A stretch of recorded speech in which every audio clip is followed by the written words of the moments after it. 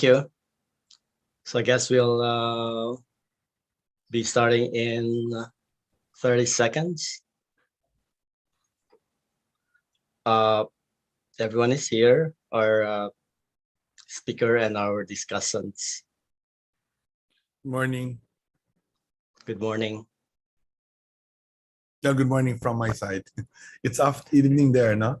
Oh yes, it's evening here. It's 7 p.m. here. Yeah, good evening.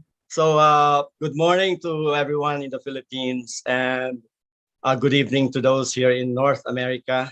So this is the second of a series of webinars by the Philippine American Academy of Science and Engineering, or PAASE, a 450 strong organization of scientists and engineers of Filipino descent.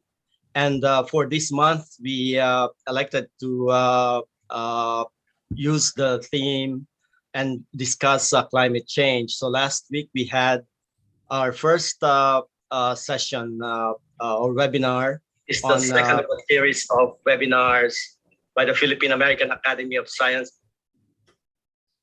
Yes, there's an echo. Okay, so today we'll be focusing on the implications of city, state, and business climate leadership in the United States. Before I introduce our main speaker and our discussants, I'd like to request our PAASE chairman of the board, Dr. Felino Lansigan, former dean of the College of Agriculture of UPLB and a climate advisor of the Institute for Climate and Sustainable Cities, to give some welcome message. Doc Ino. Okay, thank you, President Mario. Good morning, good evening to all our participants and everyone joining us in this second episode of the PAASE webinar for 2022. The webinar today on climate change is an excellent sequel to the webinar that we conducted last week, also on climate change. As we all know, climate change is a global issue, but then its effects and impacts are local. Thus, cities and local communities, including the local government units, play an important role in addressing these challenges. The responses are usually through mitigation and/or adaptation strategies and measures, through a number of local projects, programs, and policies. It is well recognized that there is an urgent need to improve the climate resilience of cities and local communities in the Philippines. In this webinar, we hope our distinguished invited speaker will be able to share the social implications of city, state, and business climate leadership in the U.S. We hope to learn from this experience, as a 5-year initiative on building climate resilient cities has just been started recently in the Philippines. Moreover, our invited esteemed reactors who are both active in climate change and environmental issues in the Philippines can also relate these experiences and activities in our Philippine context. We are hopeful that the webinar presentations, as well as the reactions, will trigger more discussions in the Q&A sessions. We are therefore looking forward to an active discussions and exchange of the ideas in this webinar. Again, thank you for joining us in this webinar. So back to you, President Mario. Thank you, Doc Ino. So let me introduce our main speaker and our two discussants. Our main speaker is Dr. Leon Clark, who is a research director for the Center for Global Sustainability and a research professor in the School of Public Policy at the Joint Global Change Research Institute, a collaboration between the University of Maryland and the Pacific Northwest National Laboratory. Dr. Clark is an expert in energy and environmental issues with a focus on climate change mitigation strategies, energy technology options, and integrated assessment modeling. Dr. Clark was a participant at the recently concluded COP26 in December. Our first discussant is Attorney Tony Lavinia, who is a Filipino lawyer, educator, and environmental policy expert.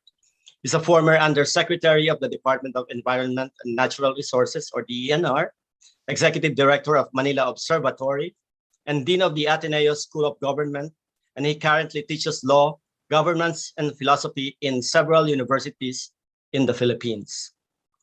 Our second discussant is the Executive Director of the Institute for Climate and Sustainable Cities, Red Constantino.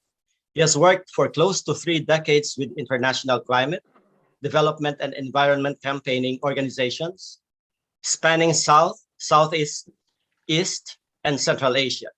He is the author of a number of books, such as The Poverty of Memory, Essays on History and Empire, and was part of the anthologies Letters to the Earth. So please welcome our speaker, Dr. Leon Clark. Great, and let me see if I can share my screen. Do this right now. Share screen. Okay, I think I got it. All right, is that being shared? You guys can see my slides? Yes. Okay, great. All right, great. Well, thank you for the opportunity to be here. I'm delighted to have this chance to talk about the role of subnational actors, as it were, cities, states, businesses, and others in climate and climate leadership. And I'm going to talk in specific about the US, which is what I know the most about in this context. And I'm going to be drawing a lot on some work that we've been involved in formerly called America's Pledge, but is now called America is All In. And it's a set of actors, which I'll talk about in just a moment, who are all committed to moving forward on meeting the goals of the Paris Agreement. So I'm going to start a little bit big and talk a little bit about the goals in the US and US policy at the federal level, what it means to reduce emissions. I'm going to be focusing more on mitigation here and less on resilience and adaptation, but I think some of the lessons would transfer over. And then I'm going to talk about the role of cities and what they're up to in the US. So just let's see, get this going. So first, let me just remind everybody, I just think it's important to give context whenever we talk about mitigation, to give a little bit of context about how to think about it and what's going on with countries' goals. So this is a figure from the IPCC. I think it's from the 1.5 report, 1.5 degree report. And it's showing a whole bunch of different emissions pathways that limit warming. And what's important to know is important to look at in the context of a lot of the current discussions about climate mitigation and negotiations are the lines at the bottom. So on the bottom, you can see 3 different lines, and they're showing the timing at which countries reach net zero, or the world, excuse me, reaches net zero. And a key note is that to limit warming to about 1.5 degrees, we need the world to get down to net zero emissions of CO2 by around 2050. So in 30 years. Okay. Now there's a bunch of uncertainty, and if there's any well, there's a lot of scientists here. So with scientists, you will know there's enormous uncertainty about the climate. So really, it's to give ourselves a 50% chance of staying below 1.5 degrees. We're talking about getting down to zero by around 2050.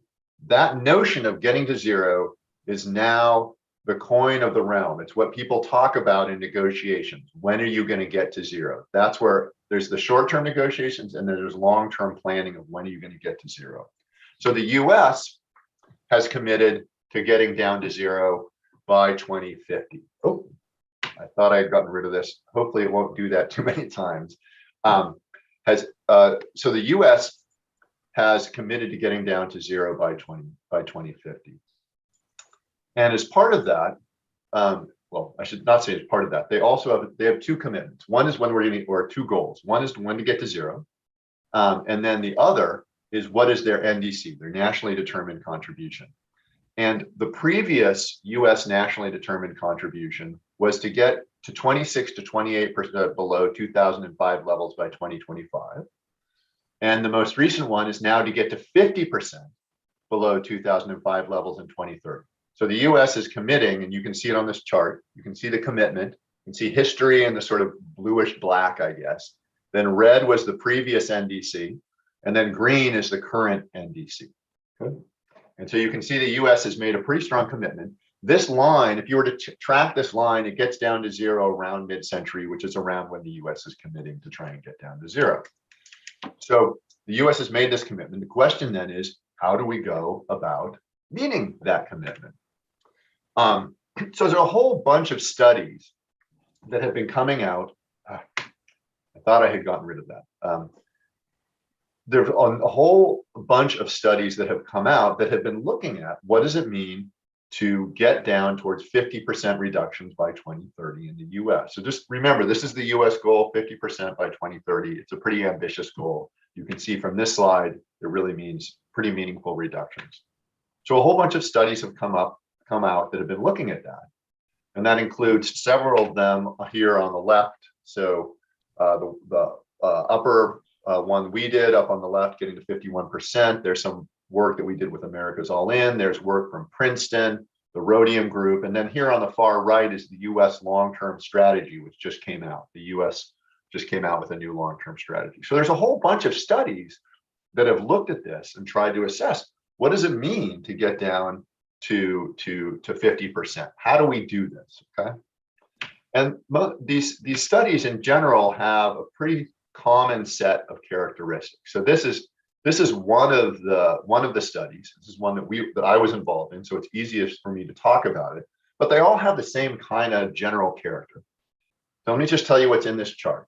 So on the bars on the chart are showing emissions by sector in different years. So there's emissions in 2005, 2019, 2025, and in 2030, all on the road to getting down to zero, or excuse me, down to 50% by 2030. And several things jump out of this that I want to point out that is common to pretty much all of these studies.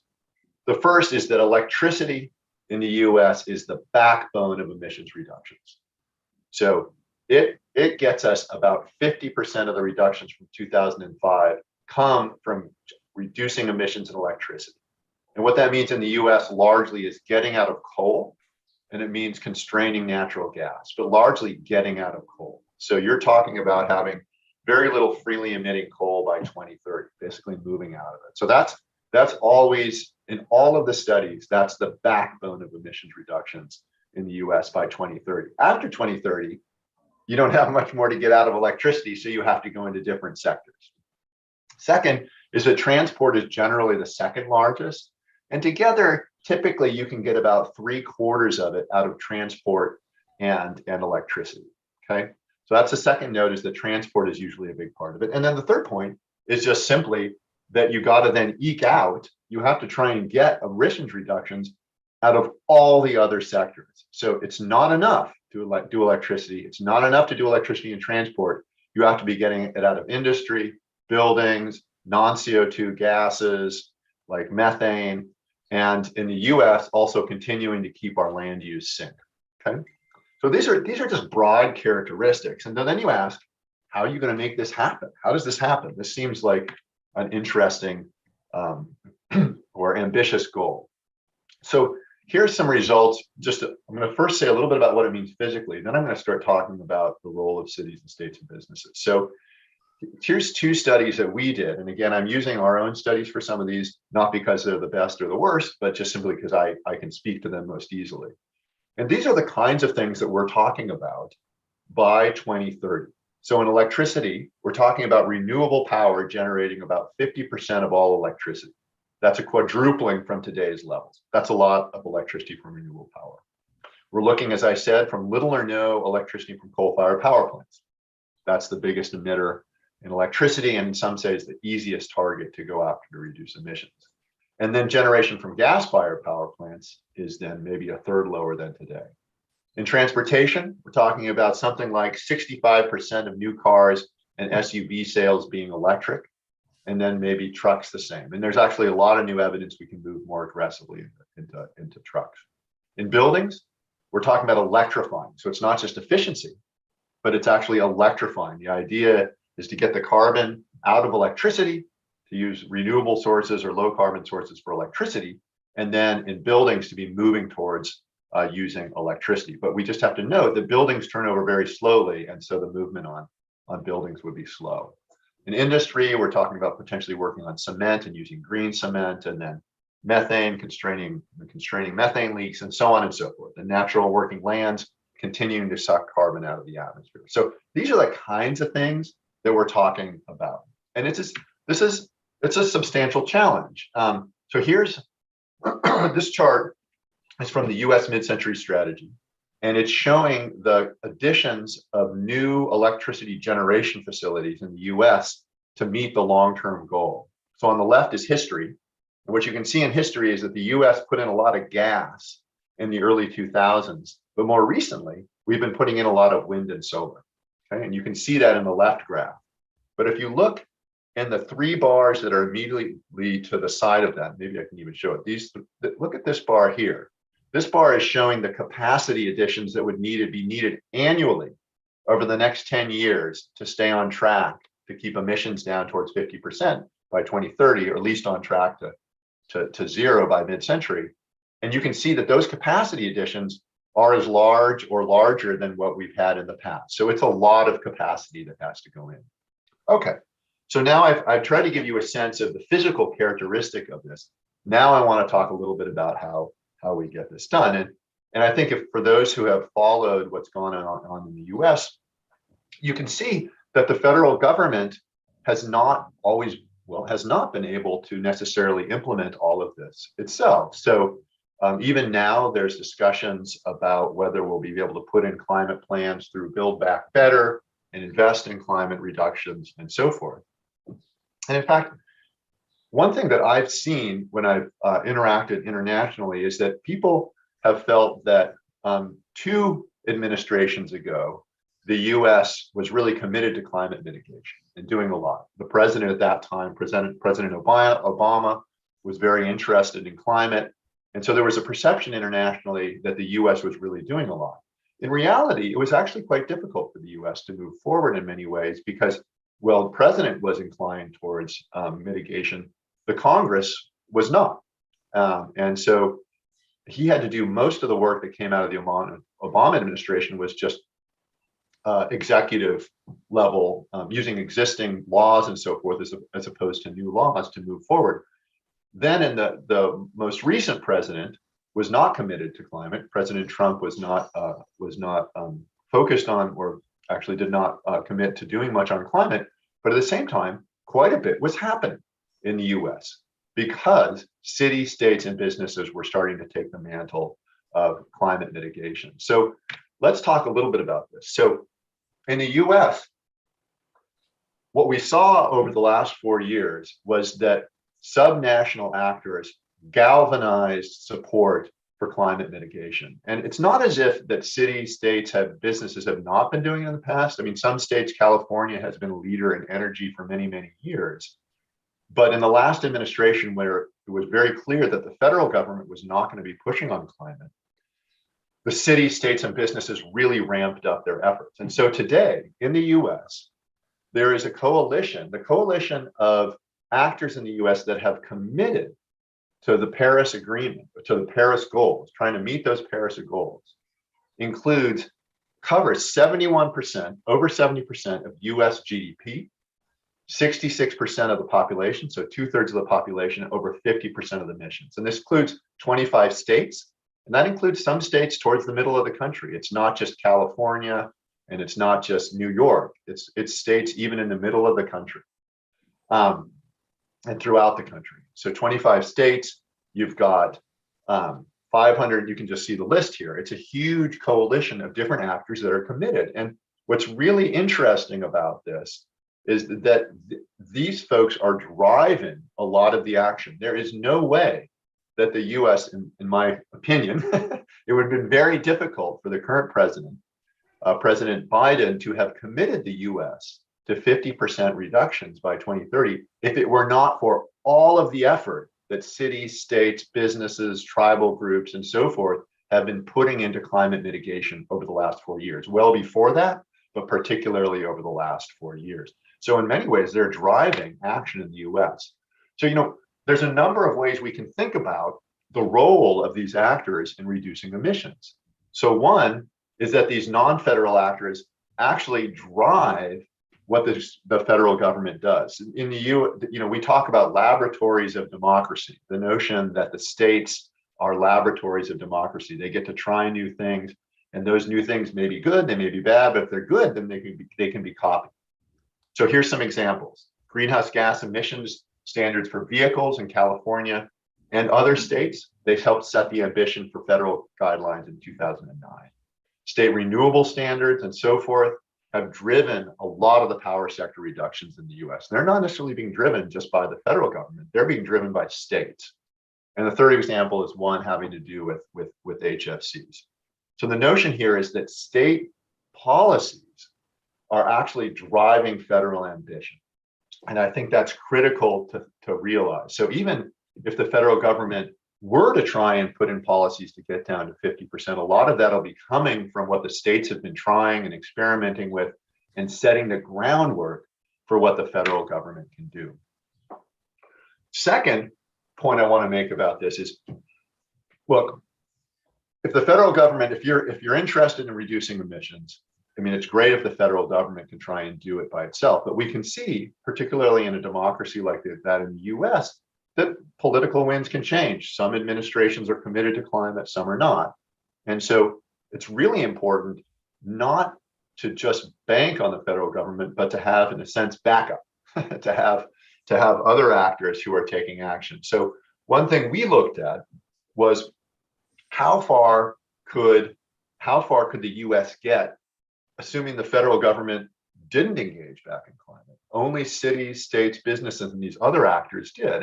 And this chart shows how to think about that. So the left bar here is 2005 emissions. This bar here is 2017. So emissions came down a little bit. And then over here are the two bars I want to focus on.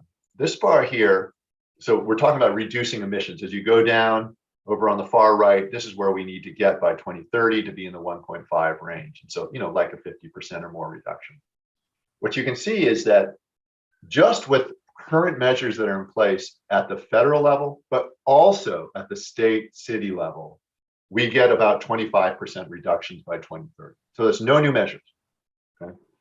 Then if we were to have states follow some of the examples, not all states, but many of the states who are more inclined towards mitigation, to follow the example of some of the leader states, for example, California or New York or others who are taking ambitious action, we could actually get about 3/4 of the way with no additional federal policies.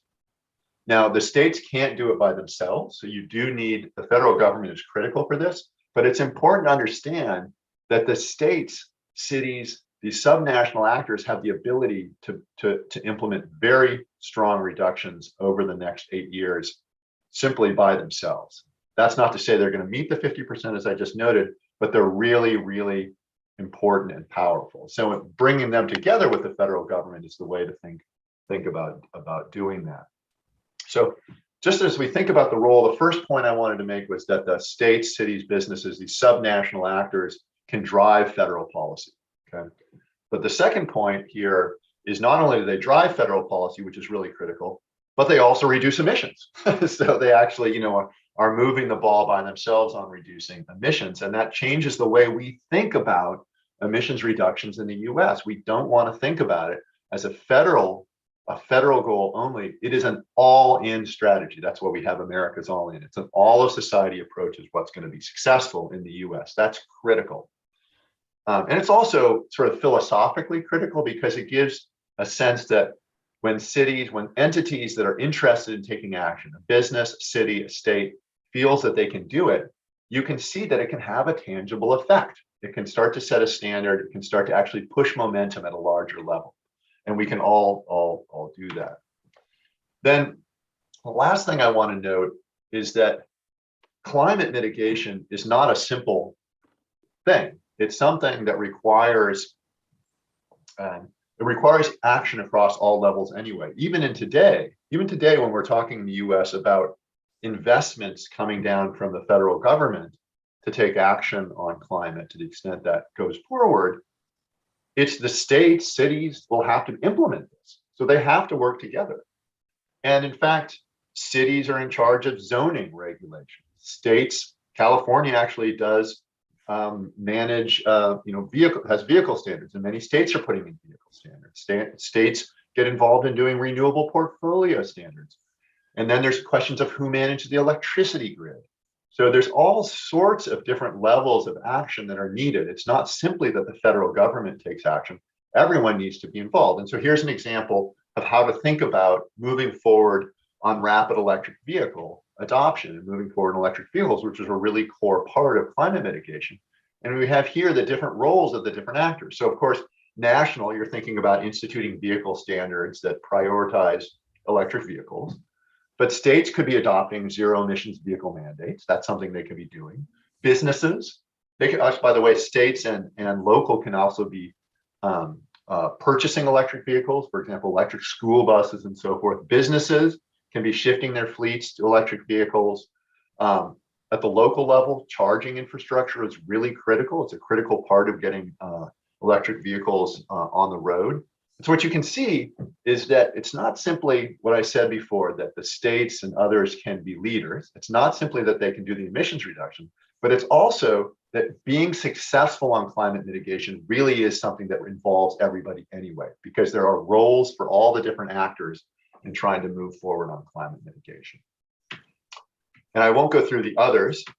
I'm at my time. So let me just step back and just reflect on this. I think if you only follow the UN negotiations, what you see is a bunch of discussions among countries, and you have to ask a couple of questions. Are those national governments actually the only ones that are taking action? Are they credible? Can they actually come through on the commitments they're making? What we're seeing now increasingly is that although those sorts of discussions happen at the international level and are absolutely critical, the way this is actually happening, it's not just federal governments. It is really about subnational actors as well as federal governments, and it's about the subnational actors taking leadership, reducing emissions themselves, and engaging with the national actors to take action. But it's really becoming an all of society approach. It certainly is in the US.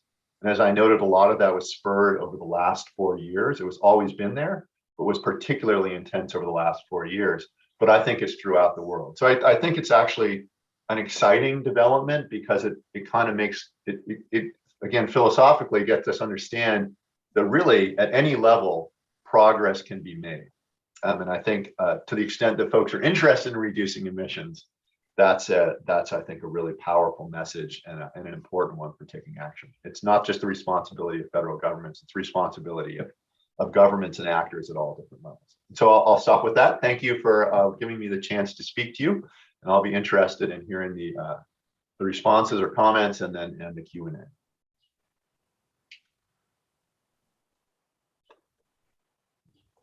Thank you, Leon. We'll now hear from Tony. Thank you, Marion, and thank you, Professor Clark, for that wonderful presentation.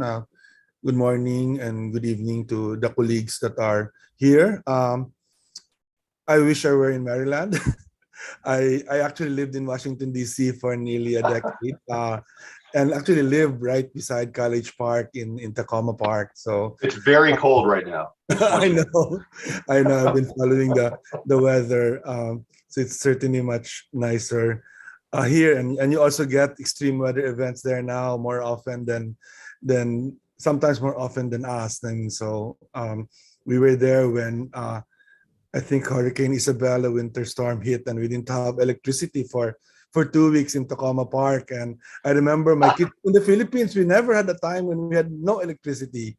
But right now, I wanted to start with that because right now, there are millions of Filipinos that have not had electricity, very little internet connectivity, water scarce in many of our islands. Because as you know, before Christmas last year, we had a very big climate event, Typhoon Odette, that hit quite a lot of islands, important islands for tourism, some very poor, some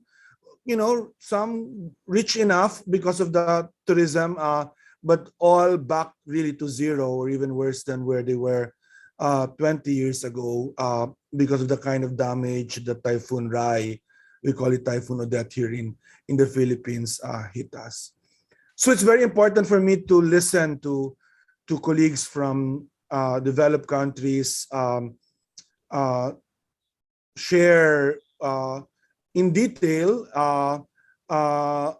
what's happening at the micro level, especially at the subnational level. I'm quite aware of that myself, having, as I said, lived and worked in the U.S. and in the context of being I was in the World Resources Institute, which is in Washington, D.C., which also had a big cities program.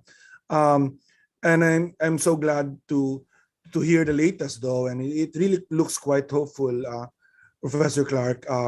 When you look at the big picture sometimes, even with a Biden administration and certainly a much improved performance in the Glasgow negotiations by the Biden administration over the Trump administration over the last 4 years or the 4 years before that, it still disappoints, to be honest. I mean, the U.S. as a whole,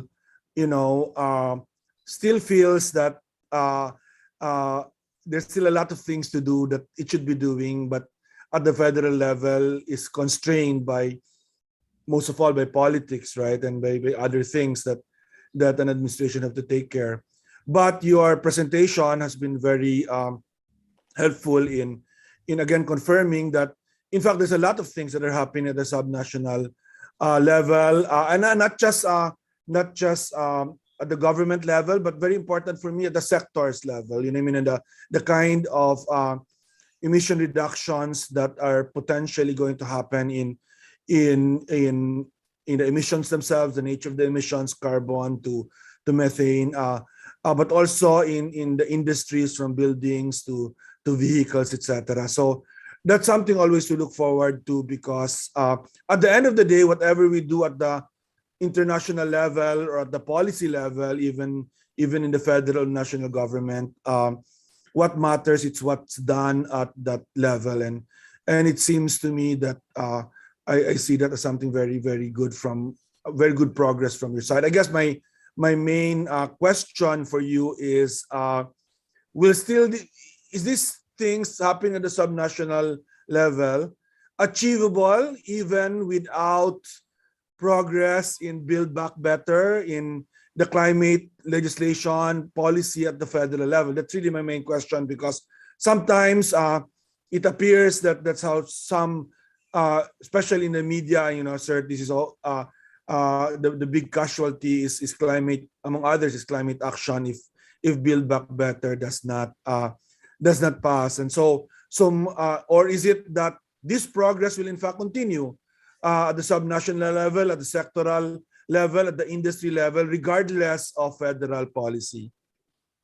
My second reaction, and I'd like to, this will be very brief, 5 minutes. I have a few slides if I can share that. It's about the Philippines, because I do think it might be good to also compare, because one other value, the value of what the US is doing, what Professor Clark has pointed out, is that it tells us there's a pathway forward, and very concrete, economically feasible, technologically feasible pathways forward for developed countries.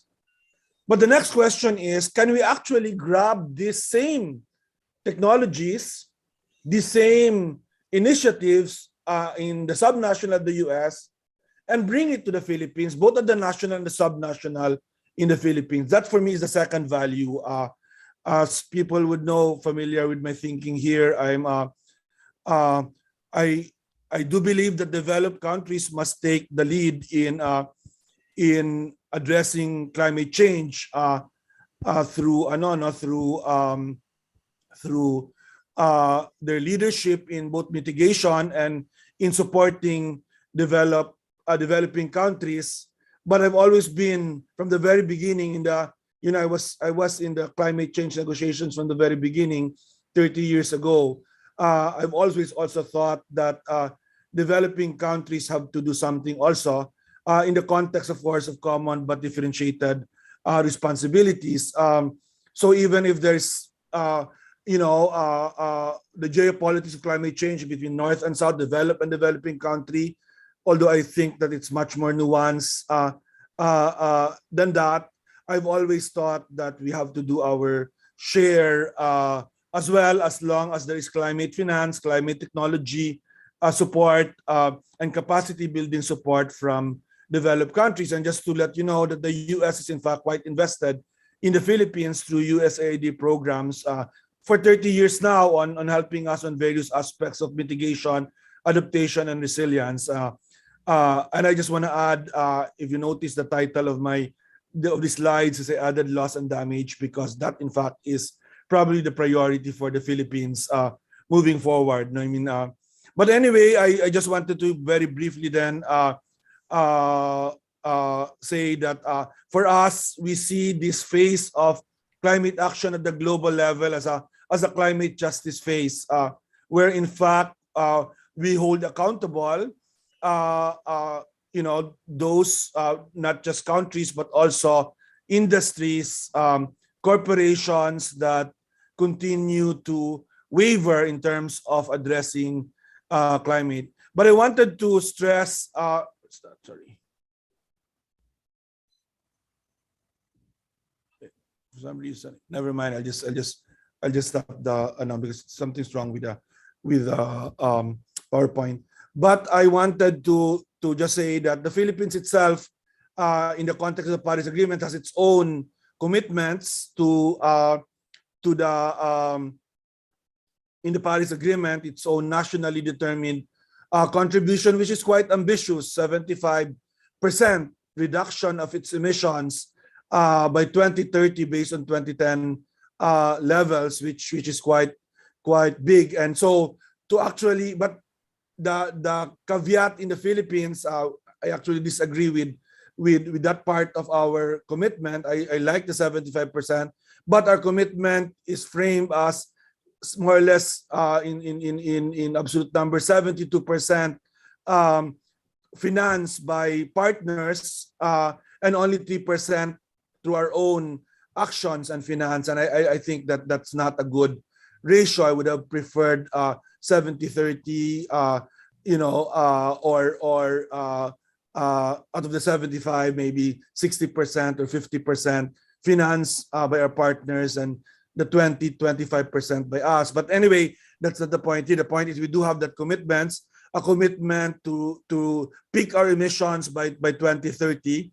And therefore, we need to borrow quite a lot of those things that Professor Clark pointed out, because you cannot get there to that 75 reduction that's in 8 years without sort of this radical acceleration of the energy transition. Right now, finally, we were able to get a moratorium on what's called greenfield energy coal projects, but what we really need is a stop of all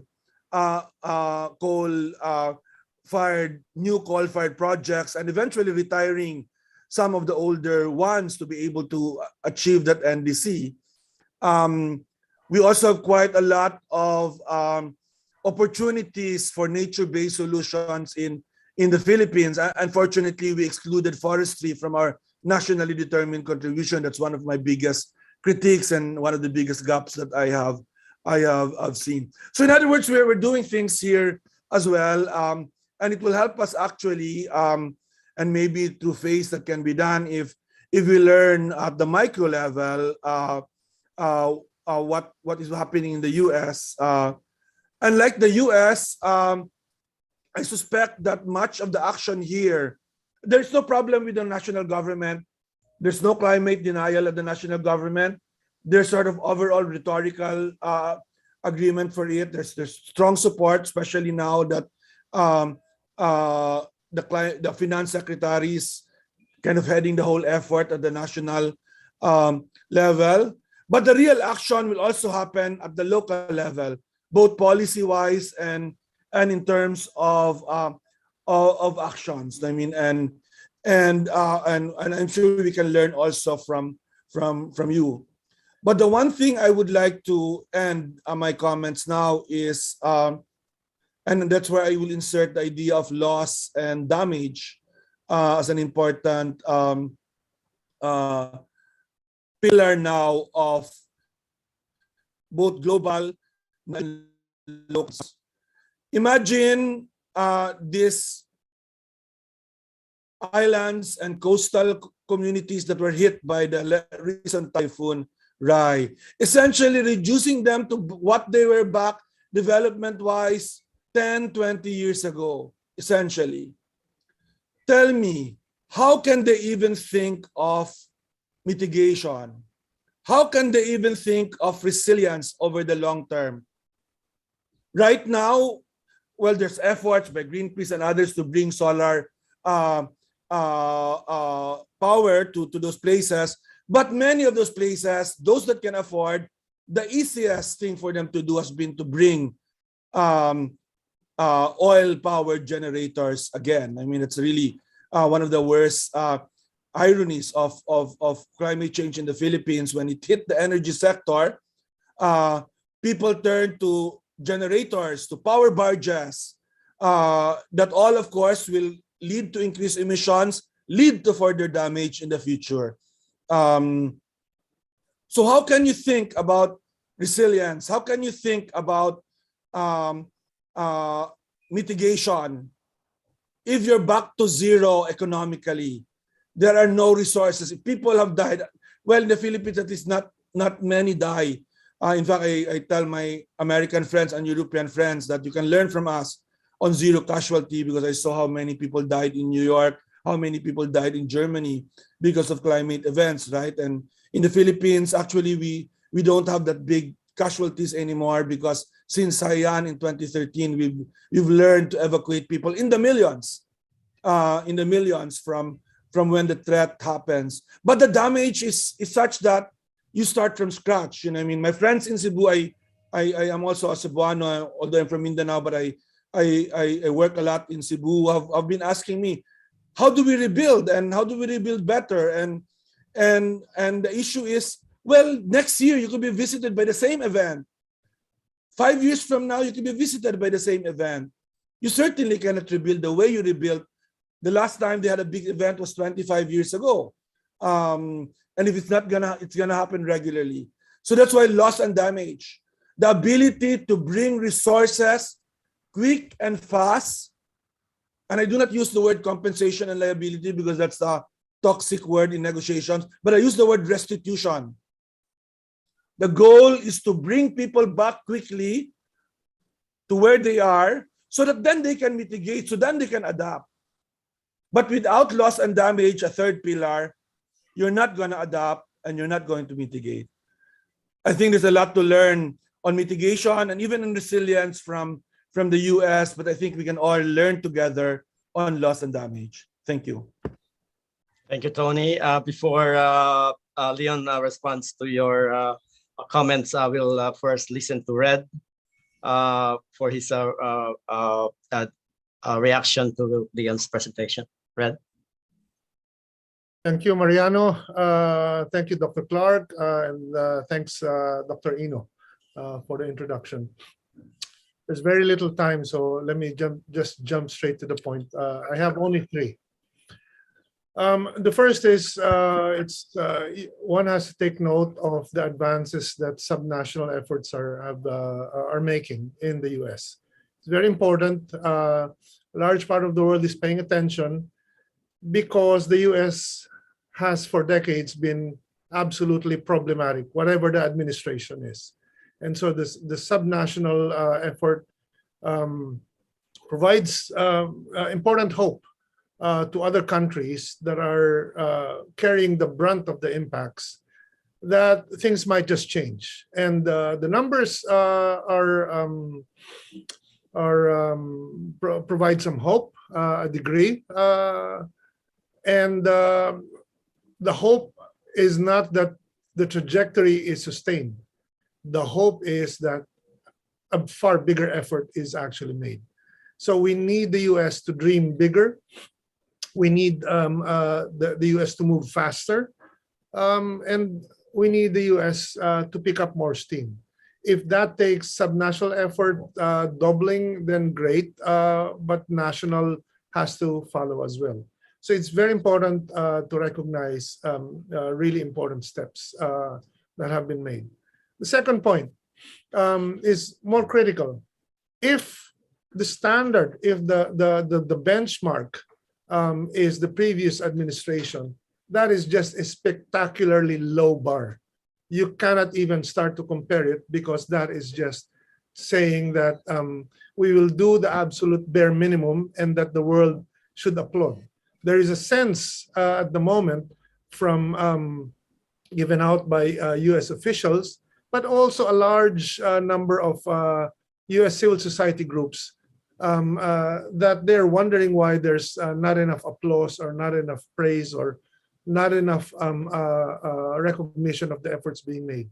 And that is because the US has so much to catch up to, because the brunt of the impacts are not only happening now in the US, but they're worsening for the rest of the world. What the US is experiencing is simply what countries like the Philippines and other parts of Asia and Africa and Latin America have been reeling from for so long. And the US needs to step up its effort. It's great that subnationals are doing a far better job now, but there's a lot more that can be done. Simple things that require a doubling of effort in terms of getting the public relations sector out of fossil fuel relationships entirely. The academe entirely divesting completely. The US stopping its export of fracked fossil gas because coal and winding down coal in the US is already a low bar. It needs to get out of gas, and it needs to stop exporting the poison so that other economies can actually make the transition far earlier and far faster. So it's nice that the US has a net zero target by 2050, but you cannot ask other developing countries, and you cannot expect vulnerable countries to actually commit to net zero by 2050 as if we're in the same timeline. When the US starts committing to net zero by 2040 or earlier, then we're talking. In the meantime, development for us is as important as climate considerations. Climate change is bigger than everything else. But for our contexts, we need to balance that with alleviating poverty, education, ensuring that there's health, jobs, livelihoods all over. These are equally important considerations to us, and they will be, of course, further out of reach if we lose the climate fight. So they need to come together, but our resources need to be prioritizing the welfare of our people as well. Which brings me to my third point. We have a very different context, even in terms of cities and subnational actors, then maybe some of it can be learned as well from the US also. I note that Dr. Clark had framed his presentation as mitigation only, and that was very clear. But I also note that that is simply not going to be enough, especially if that kind of thinking is exported to developing country contexts. Decarbonization must be the outcome eventually, but ironically, that is not necessarily the pathway by which we can achieve decarbonization faster. For our contexts, the more that we prioritize resilience, the faster and more significant our contribution is to the global fight against dangerous climate change and to reducing harm. For instance, drivers that are not based on greenhouse gas emissions will take us faster if you talk about transportation. Mobility, instead of moving cars, we need to move people. As a matter of democracy, in the Philippines, you can extrapolate that 80% of households in the country do not own their own cars. So even if you convert every single internal combustion engine into electric, you're just simply addressing the needs of a tiny 12% minority of households in the country.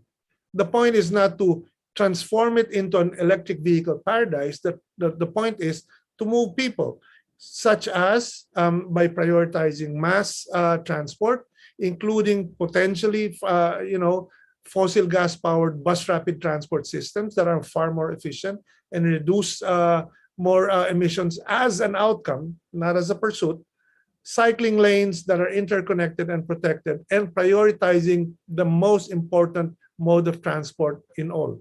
Not cycling, not electric vehicles, but walking. So the more we pay attention to the majority, to the pedestrians, to commuters, the better our healths are, but also the greater our contributions are to the world climate change campaign.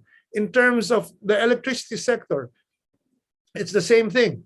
If you actually want to drive emissions down faster, we must prioritize not carbon emission reductions, but resilience as well. Our power sector is among the most vulnerable sectors in the entire country, and so any extreme weather event, and we receive without the influence of climate change, we receive about 20 typhoons that enter the Philippine area of responsibility a year. Of course, climate and warming seas, as all the scientists in this event will say, are supercharging the typhoons. Still, if we want it to be more resilient, resilience as a driver becomes a really central metric, because you want distributed, modular, flexible generation to be the priority and to be the dominant power sector system mode, rather than what we have right now, which is rigid baseload generation technologies dominated by coal and soon to be replaced by fossil gas still as baseload. And the more you have excess baseload capacity, the more expensive your electricity is, the more insecure your power sector is, and the least affordable and least reliable your system is ultimately. Without even considering climate questions, resilience alone will cause a far faster transition towards a more reliable, affordable system that is also energy secure, but at the same time as a co-benefit, not as an objective, a co-benefit produces far less emissions too. If we want resilience also, it's a very simple equation. We need to upgrade everything from urban services to logistics to supply chains, food supply, energy sector, and infrastructure improvements. By upgrading everything, we actually produce more jobs because we get to help pump prime the economy. And pump priming the economy is not necessarily just about climate. It's about ensuring that jobs are produced, an economy that is actually climate sensitive is produced, that prioritizes the welfare of the great majority of the country. If we prioritize empowering women and educating girls, we actually produce more emissions reductions because of how central the gender question is to the entire scheme. And by saying that as well, I make a request, as we often do in ICSC, it's not just about PAASE, that we need to have more women speakers if we are to actually have a far more well-rounded perspective here. And my talking about gender is not enough. We need women to actually relate to a far greater, more targeted degree the nuances that are often absent from the discussion. And last point is, we are in the middle of a pandemic that is actually not teaching lessons in the right way. And this goes for the Philippines as well as for countries like the US. As long as resilience is absent from macroeconomic fundamental considerations, we will remain in this state of precarious risks because the pandemic right now is not going to be the last, and climate impacts, there will be more. So we need to put resilience at the center of macroeconomic fundamentals. Until we do so, we will, and until we change our metric where we measure progress only by GDP and productivity, I don't think we will be able to transition to the landing zone that we want. Resilience is a goal for everyone. Sometimes it's of high priority for developing countries, vulnerable countries, but I think the US needs to understand that adaptation and resilience for others, not just for its own, is not just a priority, but an increasingly urgent emergency level priority as well. I'll stop there. Okay, thank you very much, Red and Attorney Lavinia. Before we open the Q&A portion, maybe request Dr. Clark to respond to the comments made by our two reactors. Go ahead, please.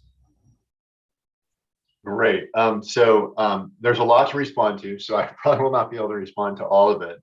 But I guess I just make a couple of general comments. In general, I think there's a couple of themes in these. One of them is different countries, different needs, and there's no question about that. And I think it's clear that you often hear this in the context outside of the U.S. or outside of the European Union, that we need to be linking up climate actions need to be linked to other goals: energy access, poverty reduction, competitiveness, energy security, air pollution and health. It needs to be linked to all of those. Resilience, which is climate, all of those need to be linked. And I don't think anyone could possibly argue with that comment. And in fact, I think the success of climate in most of the world depends on how well it is linked to those. And I would also note that that's not different in the US to some extent. In the US, as you go to different states, some of the states may already be very, very inclined towards climate mitigation, but some are not. And some may have been thinking, well, I'm in coal country. What's in it in this particular part of or we're in fracking country, where a lot of the economy is built on those industries. How do we think about moving forward in that context? How do we think about in the US about issues many folks can hear about, US competitiveness or or air pollution? How do we think about actually linking up to those sorts of issues that people care about? So I think often we will think about this in the context of a lot of the issues that that are mentioned here, including things like poverty and energy access. Those things exist everywhere, and the linking of climate to broader societal goals is the only way it's going to be successful, because it's very few places in the world where climate is in fact the #1 priority. So that's just to say I don't disagree with those comments at all. I actually think when you look at the US is not homogeneous. New York is not the same as Louisiana. And the perspectives of people, the levels of income, the jobs they do are all very different. And so we need to be thinking about that also when we think about the US. A second point, I actually don't want to delve into questions of responsibilities. One thing I will note is that when you're trying to get down to something like 1.5 degrees, which is extraordinarily ambitious, I just want to be clear about that, notions of equity and fairness still must play a role, but there's also a physical reality, which is that emissions for the whole globe need to get down to 0 by about 2050, which gets at the point that one of the commenters made, well, maybe the US should be thinking about 2040, and I've heard that as well, but it's going to be very hard for countries to get down at like 2080. There's just simply a physical limit where most of the countries would have to move quick. If we're looking at less aggressive climate goals, 2 degrees, then there's a lot more flexibility. But I'll just point that out, that the tighter the climate goal, the more that the physical reality just drives how quickly everything would have to happen to meet particular goals. Also, it would be very hard for me to argue, but I don't want to represent the US here, by the way. I'm only representing how to think about how to take action. But it's very hard to argue with the notion that adaptation and resilience are the primary sort of immediate goals in many parts of the world, along with issues like access and poverty alleviation. So that, to me, that's all. It's very hard to argue with those points. In general, I do think we just have to realize different countries, different contexts. One thing I did want to just put back on the table is I think, in the tenor of some of the comments, there's a sense of what the US, what any country should be doing, what the Philippine government might do, what the US federal government might be doing or should be doing. I think it's really important to distinguish two questions.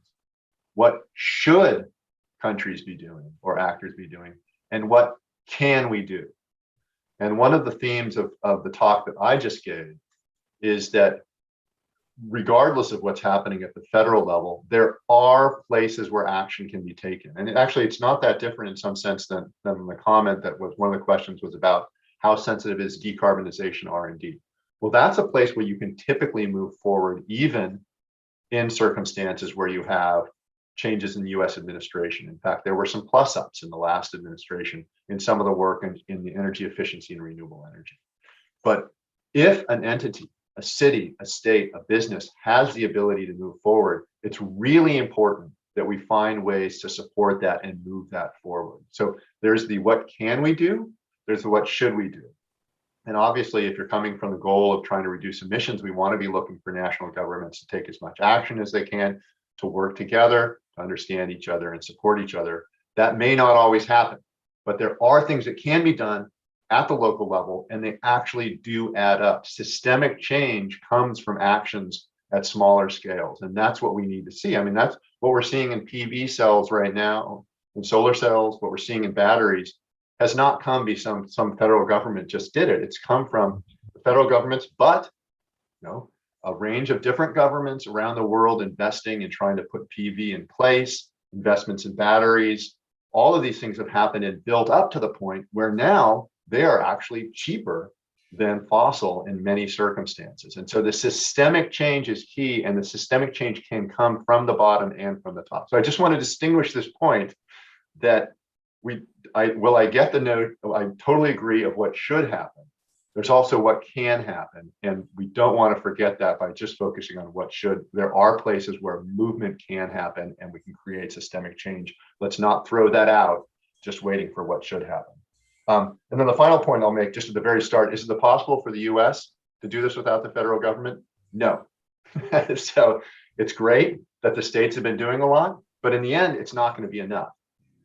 But one way to think about it is the more the states, cities, and businesses can do, the more it actually creates an environment where the federal government can act. And I'm just talking about the US. I don't want to take this necessarily to the Philippines in that context, but in the US, if you think about it that way, the more that we're actually making movement, the more that we're seeing the costs come down from these technologies, the more people are getting used to this actually being competitively useful for the US, the more it sets the stage for the federal government to act. The federal government does not always lead.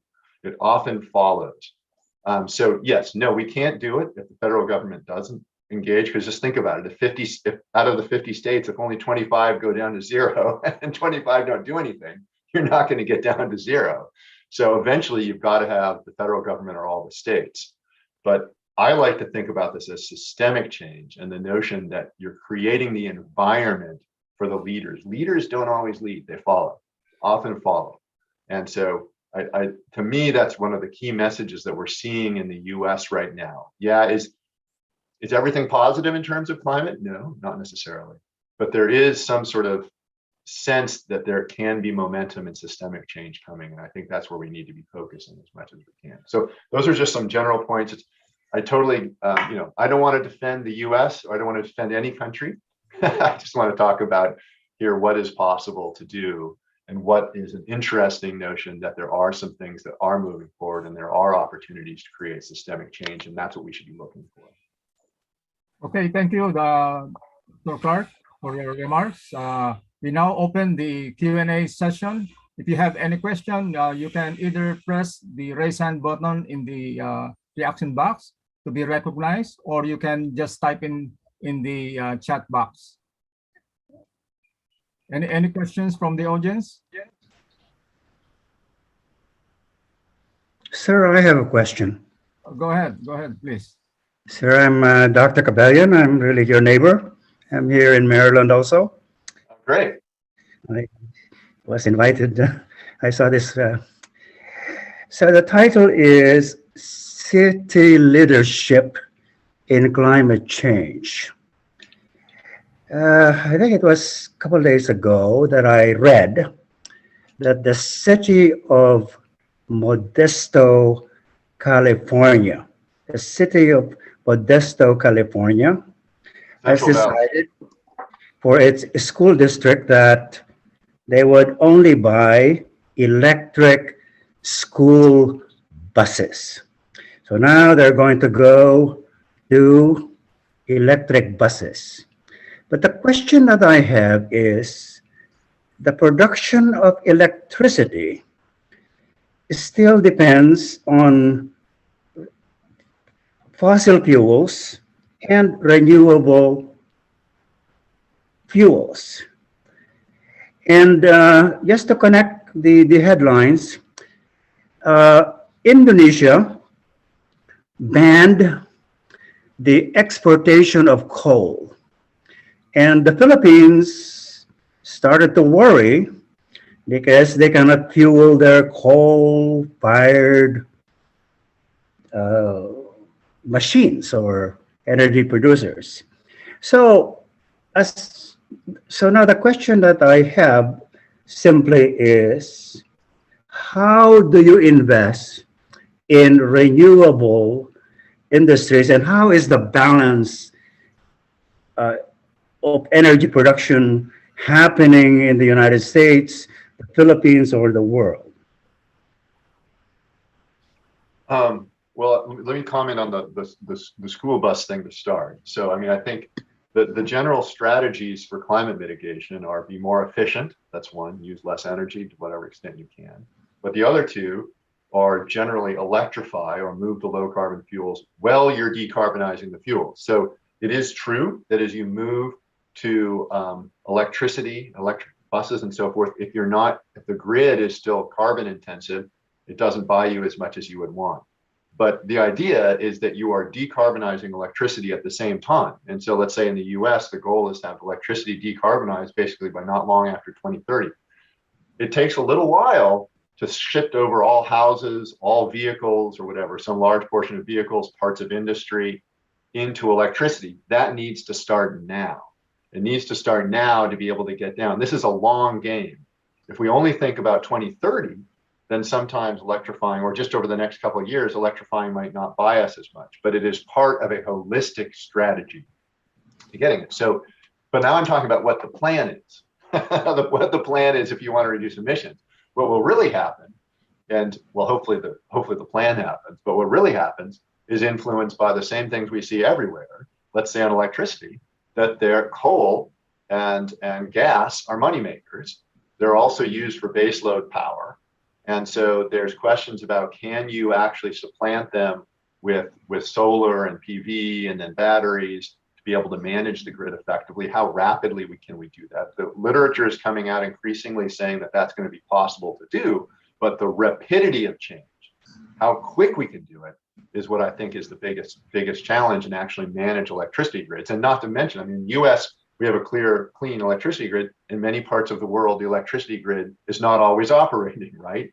And so that's, that's going to be on the table, is how quickly can we actually make that change? That's one. And the other is just that there's large economic interests and justified interests. There's jobs that are associated with those industries.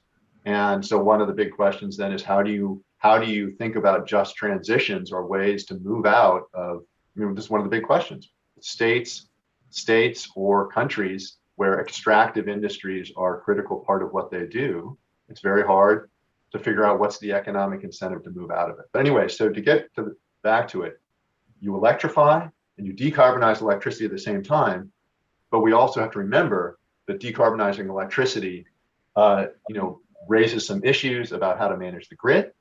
And it also raises economic issues that are going to be, are a challenge everywhere. And not everybody can be like Germany, where they go into Eastern Germany and they're paying enormous sums to help those who are in the coal industry and move out of coal. Not every country has the capability to do that. Anyway, so I hope that sort of answered the question. Thank you, Dr. Clark. Any other questions from our participants here in this webinar? Doc, can I answer the part on the Philippines, because our colleague Silverio had raised that? Go ahead, Red. Go ahead. So sir, in terms of the Philippines, the answers are, the examples are consistent with what I had said earlier. It depends on the approach. If we really want to accelerate our contribution to the global fight, we need to make sure, we need to be very clear about what our goals are. So for instance, in terms of policy tweaks, something really practical, almost obvious that many people don't really see. If you change the incentive structure for government monitors, a lot of things change really quickly. For instance, I think the Metro Manila Development Authority and DOTR and its agencies still measure progress and the advances of its employees based on how many cars pass by or how many cars are move along the highways. Change that with the metric of how many people have we moved, and the bonuses become the incentives for the employees and for the bureaucracy changes rapidly, because they're no longer going to be fixated on traffic. They're going to be fixated on numbers that count how many people are moved, not how fast the traffic travels or not. In terms of the power sector, I think it's not carbon emissions reductions as a goal that will drive things faster. There is still a huge amount of space left to exploit the goals of affordability, reliability, and energy security that we have yet to take advantage of. And sustainability will be part of that eventually. As long as we don't prioritize those things, we have a fully liberalized power sector. Competition reforms are still far from optimal. I don't think we're going to get there just by saying we need to decarbonize the power sector. We need the right tweaks that actually address what you said earlier. It's not just Indonesia imposing a temporary ban because they need their own coal. A couple of years ago, it was a couple of skinny pirates that were harassing coal barges in the Moluccas that caused Indonesia to say, well, we won't export it anymore to your side of the world. Just because of those things, we need to get out of this dependency with importing fuels that also happen to harm us. Our economy is better served, and the climate fight is better served when we have goals that actually speak to the welfare of the people, and decarbonization happens faster. That, I think, is the goal, but the way to reach it is very different. It's counterintuitive in many cases. Thank you, Red, for your comments. Any other questions from the audience here? You can raise your hand or just shout out, and we'll recognize you.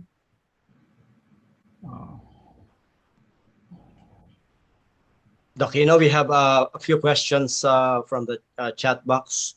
So maybe I can read some of them. Go ahead. Probably the first question.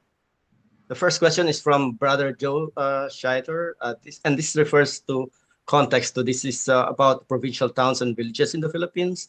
Maybe one of our discussants can answer this.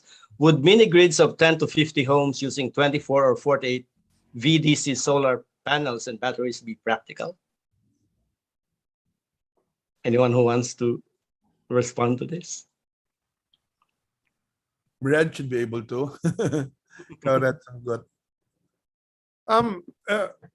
Is it in the U.S. context? Is the question in the U.S. context? Philippine at the context. Provincial towns and villages in the Philippines. I see. Okay, I didn't catch it. There's a lot of bad stuff happening, but there's also a lot of good stuff happening at the same time. We need to pay attention to both. So the other day, the president of the country signed the microgrids law, into law, microgrids bill, and that's great because it creates the right kind of business environment, the investment signals that we need in order to push for access to modern electricity services in the rest of the country. This is not a case of small is beautiful. This is actually very strategic because it's not just off-grid or far-flung or isolated areas. It's also about small grids enjoying access to energy services that are modern, but also in a strategic way. Even though small island grids represent probably at most 6% of the entire electricity market, thereabouts. It's very strategic because that number is close to tipping point numbers. The quicker you transition small islands, isolated grids towards renewable energy dominant power systems, the faster you reduce the prices that are paid by main island customers, because the amount of subsidies that a lot of small islands are enjoying because they still rely on diesel, is gargantuan. We get to save almost $250 million annually just by fuel importation of diesel avoided. And there's going to be far more. So the more we pay attention to these concerns, the better. But it cannot be that only national government gains from this. We need to ensure that proceeds from the savings of hybridized and transitioning electricity systems below are actually beneficial to electric cooperatives as well. The reason why they don't want to shift is because the diesel system is very beneficial. Status quo, they gain something from it. If you incentivize them, they're able to upgrade their services. Their customers, who also happen to be the members of the cooperatives, actually gain a lot, and we make the transition faster in main island, but also small island grids. So microgrids, really important in terms of investment and in the bigger transition strategy. Thank you, Red. Any other questions from the participants? There's another question from actually my household, from Mario Santo Domingo, actually my son. For Dr. Clark, to what extent do you think ballot initiatives or measures can contribute to state and local action on climate change in the U.S.?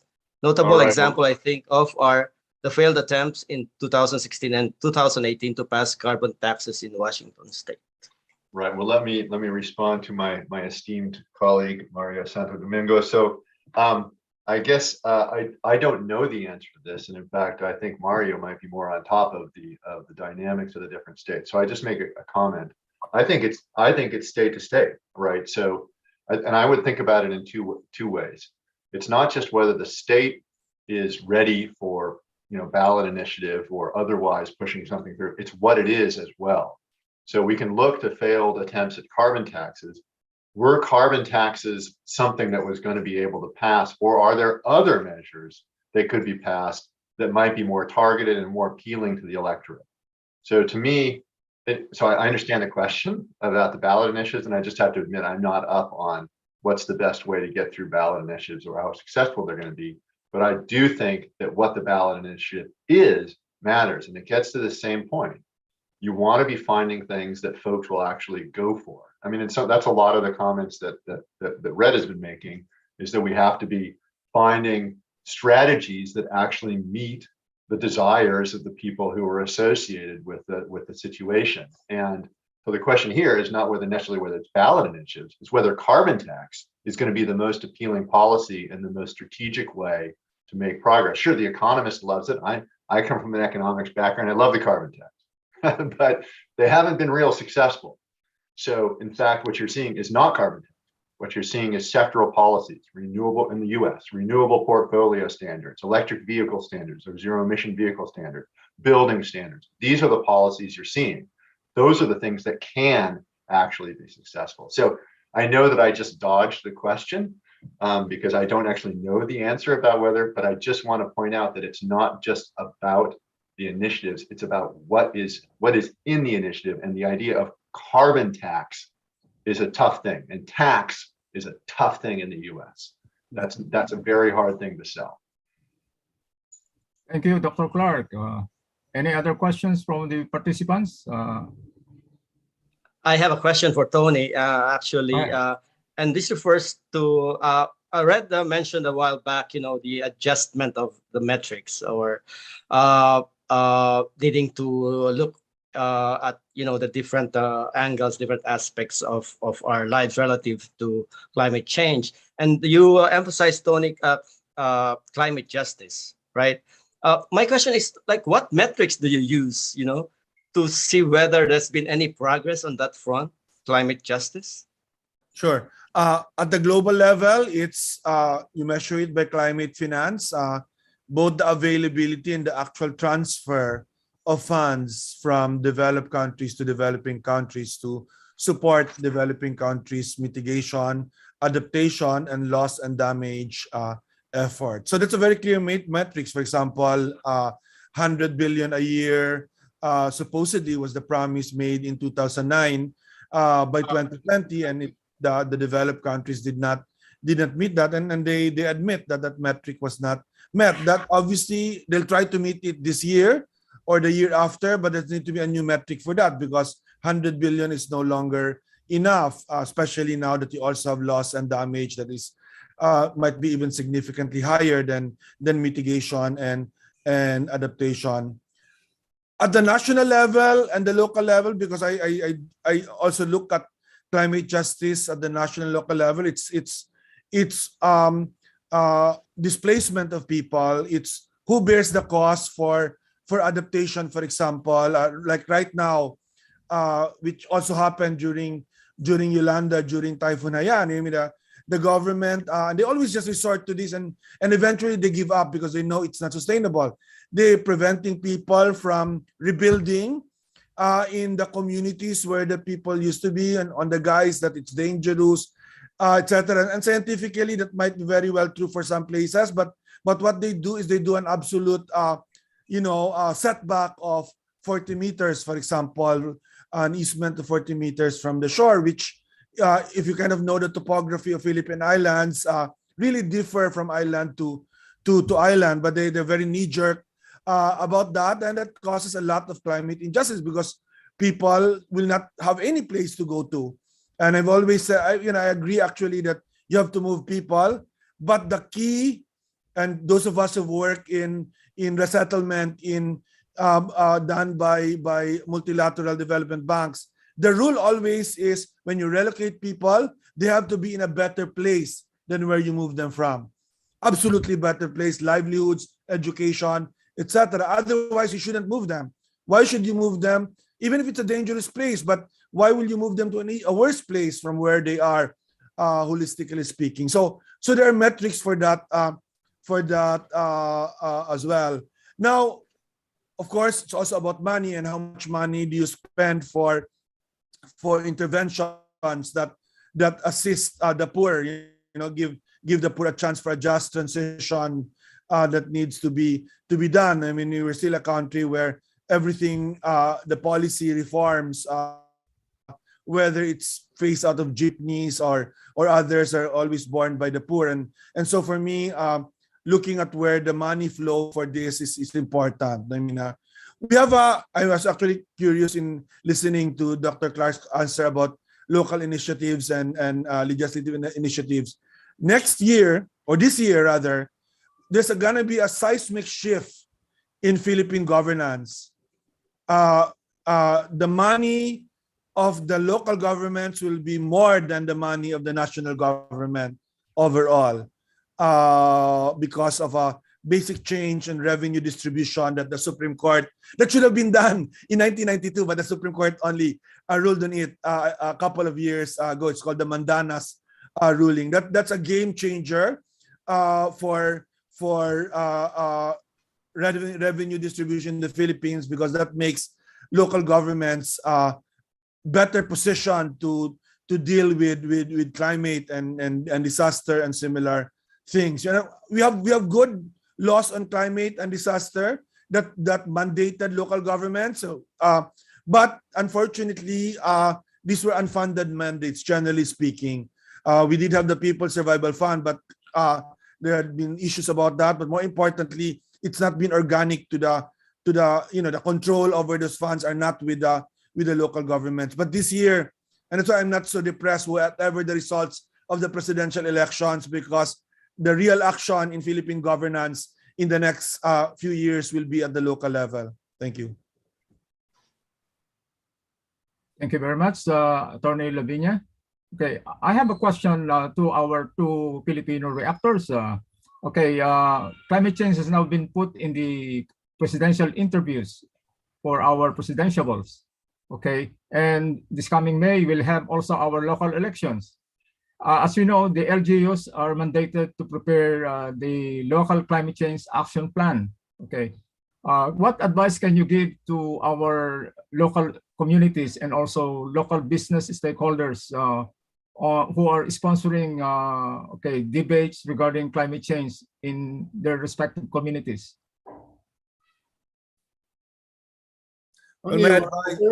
You go ahead, Red. Okay. Thank you. There's a couple of things, Doc Ino. The first and really most important part here is to recognize so that we can correct the way that policymakers and the great majority still of Filipino leaders, especially those vying for higher positions, the way that they equate climate change with disasters, because that's wrong. Disasters are a small subset of climate change. Extreme weather events are just a subset of the entirety of the problem. And climate change is not an environmental issue, it is a development crisis. And once we change that mindset, and we also get to factor in slow onset effects, such as rising sea levels, changes in hydrology, ocean acidification, changes that take place without the drama of calamity, without body bags, but which harm economies in the long run, probably even more than extreme events. Once we shift the way we think about climate change, then a lot of things change very rapidly as well. It also means that the predilection, the tendency of policymakers and politicians to try and legislate everything as a response to climate change needs to stop, because you cannot solve this problem and you cannot make the country more resilient at the national or local level by just creating a department every time you see a problem. Department of Disaster, Department of Climate Change, Department of this, Department of that. You actually create a big garbage bin into which all the other agencies will try to throw it because it's another person's problem. It also relates to the question of finance that Tony had mentioned earlier, because finance is key, but finance is also a danger. If you actually generate what is required right now at the minimum $100 billion a year and going higher annually, that actually is also a problem, because you enter into a be careful what you wish for moment. If local governments and national governments across many countries do not have long-term plans in place, and their horizons are still stuck on a short and at best medium-term horizon, that money will be stolen, dissipated, or wasted. So it always has to be a great and important dynamic of having actual plans and money as well. Because ultimately, if we want local governments to respond, again, I go back to the earlier question, we need to respond to the needs of the working families of the country, and including in other countries as well, which is our way, I think, of really accelerating climate action. Our policymakers, our politicians need to understand that this cannot be solved by the simplistic dichotomies of renewables versus coal or resilience versus vulnerability. We need to see that mainstreaming action actually is a wrong word. And again, mainstreaming, if you try and translate that into the vernacular, it's a fake word. There's no Filipino, Cebuano, Ilocano, Waray equivalent of mainstreaming. Maybe even better, you change the language and say, how do you bake in, like steel and alloys or pie, or food? How do you bake in climate change and the climate crisis into your development strategies? Because ultimately, if you are a local government, you don't want a separate climate plan. When when the local climate change action plan was mentioned, you don't want separate local climate change action plans, and then you have the rest of the plans. The real climate plan is when you see it embedded in the overall development plans of the local government or national government. That is a real climate plan, not a separate one, as if you can treat it as another sector, which our government still is looking at. It's almost like the way that our government looked at poverty before as a sector, wrong. And today it's the same thing, climate change as a sector that's either under government, under environment, or under disasters. Both wrong. Bake it in now. I agree with Red there. Very specifically to the questions of the presidential forums and the debates, I think I mean, so far it's actually been disappointing the way the questions have been framed and the way they have been answered is precisely what Red pointed out. They're being answered either from a environmental point of view or from a disaster point of view, which means the answers are not sufficient, are not holistic. I would add that questions that would require the candidates to actually know the science of climate change and the science of the response would really be interesting, and questions that would differentiate them, assuming they can also answer the questions in sound bites, right? As you know, that's the problem with political debates, because the questions need to be short. People get mad at you, as we saw in the Boy Abunda debates. People get mad at you when you have so many premises, but that's also because of a lot of mansplaining by Boy Abunda on VP Robredo. But the answers need to be also in the debate, right?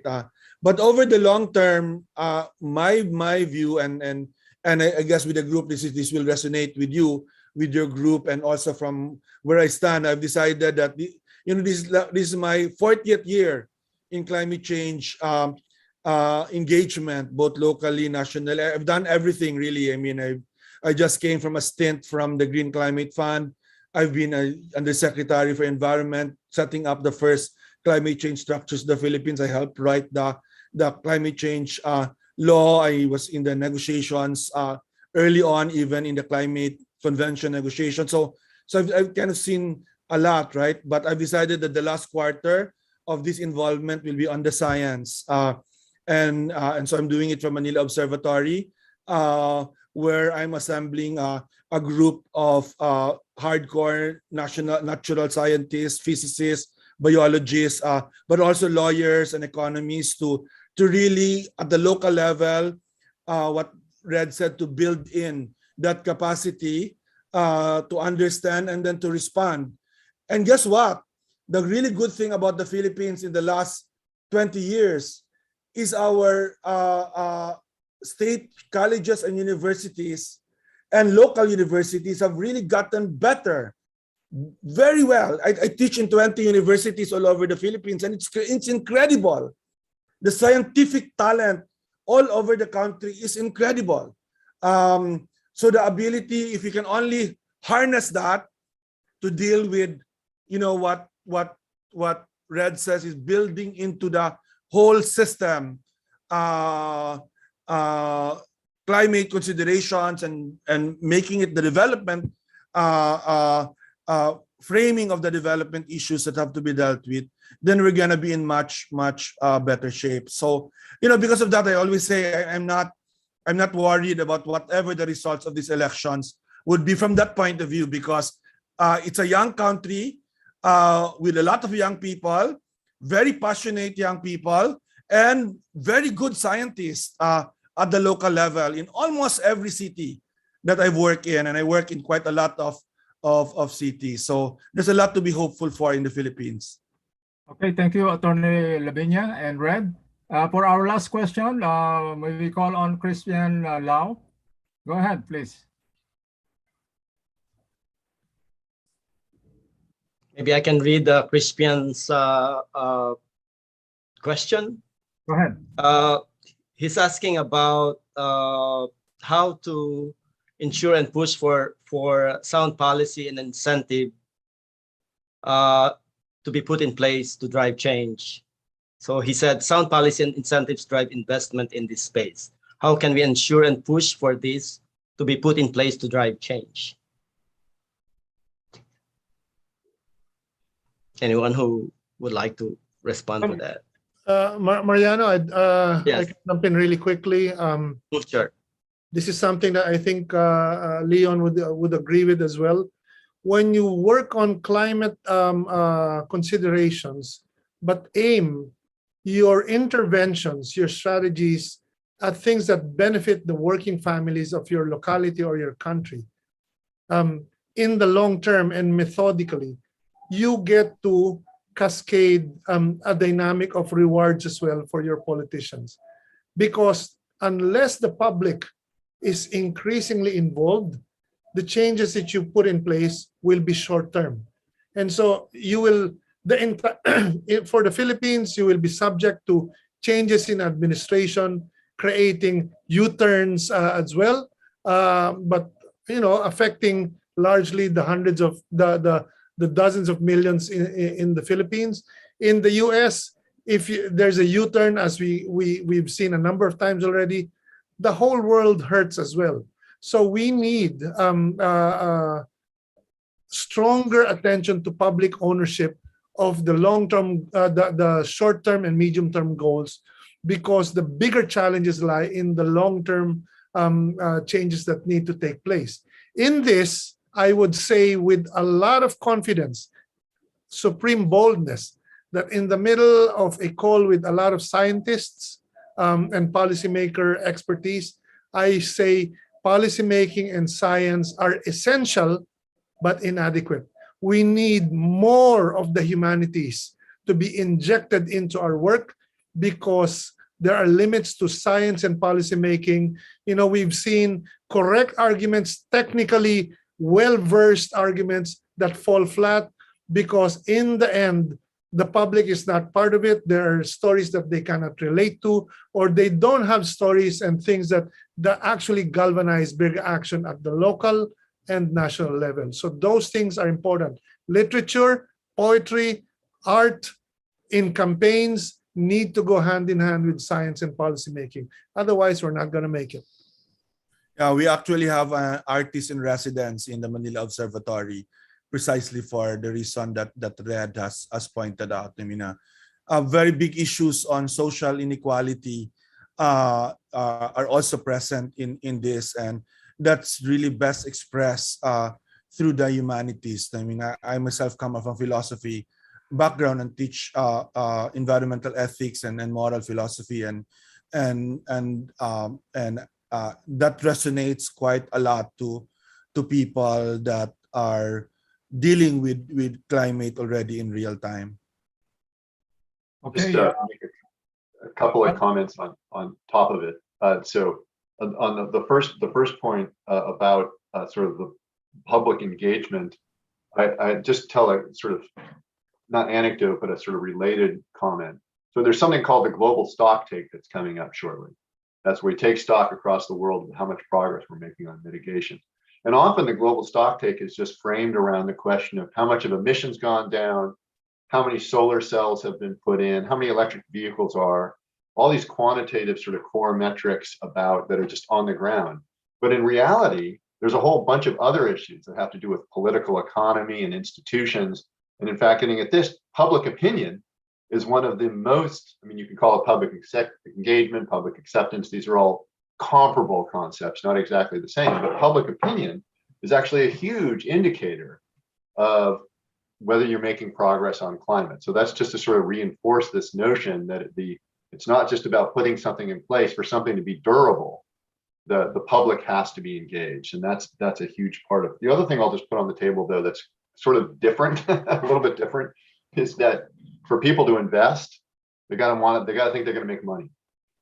And so the question is, how do you create that environment where they think they're going to be able to do that? And there's some places where the Germans, and the U.S. does tax incentives, and the Germans did the big feed-in tariffs and so forth, and those have been very, very effective, but not everywhere can do that. And I think one of the biggest challenges to crack here is how to get private finance to be engaging in a lot of the questions that we're talking about, particularly in developing countries and emerging economies. How do you actually make that a financially excitable proposition? Because there is a lot of money out there. There's a lot of money that can be invested and is invested. And the question is how to make it so it's attractive. So that's not the answer to the question, but just to say that I do think that both of those things are true. For anything to be durable and for policies to even be in place, there has to be some sort of public support for it. And then the second is that in the end, also on investments, companies want to make money. People want to make money. They have to think that it's a sound financial investment. And we have a real issue right now about how to get private financing, and I don't think it's been figured out. Thank you, Dr. Clark. It has been a very informative discussions in this webinar. But before we conclude our Q&A sessions, may we request the presenter and also the authors for a few parting words. Let's go ahead. Dr. Clark, you first.